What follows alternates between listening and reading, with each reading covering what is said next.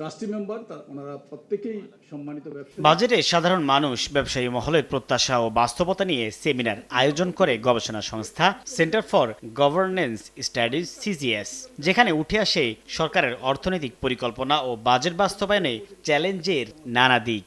ইকুয়েশনের বাইরে আমার কথা বলতে হতো না। আলোচনার শুরুতেই পুঁজিবাজার ব্যাংক খাতের লুটপাট নিয়ে সরকারকে কঠিন পদক্ষেপের আহ্বান জানিয়ে ব্যবসা সহজীকরণের পরামর্শ দেন অর্থনীতিবিদরা। এই সময় সরকারের নানা উদ্যোগের প্রশংসা করলেও মূল্যস্ফীতি, জ্বালানি অনিশ্চয়তা নিয়ে ক্ষোভের কথা জানান ব্যবসায়ী নেতারা।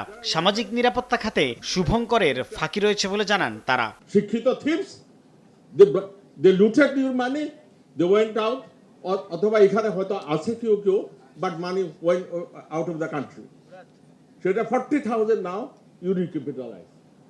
ক্যাপিটাল মার্কেট, আপনারা যদি গরিব থাকতে চান তো কেউ তো আপনাদেরকে ধনী করতে পারবে না। বাছাইকৃত কাঁচামাল ও স্বয়ংক্রিয় ইউরোপিয়ান মেশিনে তৈরি হয় all time honeycomb, all time healthy life. There is no supply of the gas and the electricity.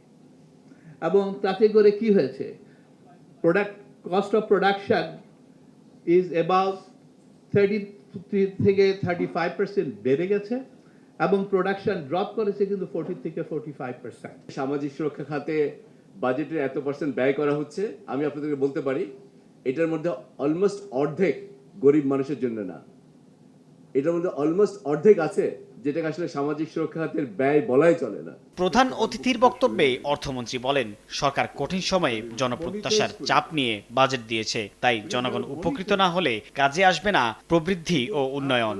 বাংলাদেশের এত গ্রোথ হয়ে গেছে, এত এক্সপোর্ট হয়েছে, এইসব সংখ্যা আসলে কোনো মূল্য নয়। কিন্তু যদি নাগরিকদের কাছে এই অর্থনীতির সুফল না যায়।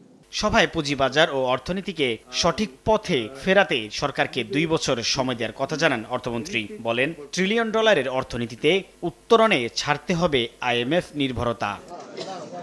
সাইফুল ইসলাম, সময় সংবাদ, ঢাকা।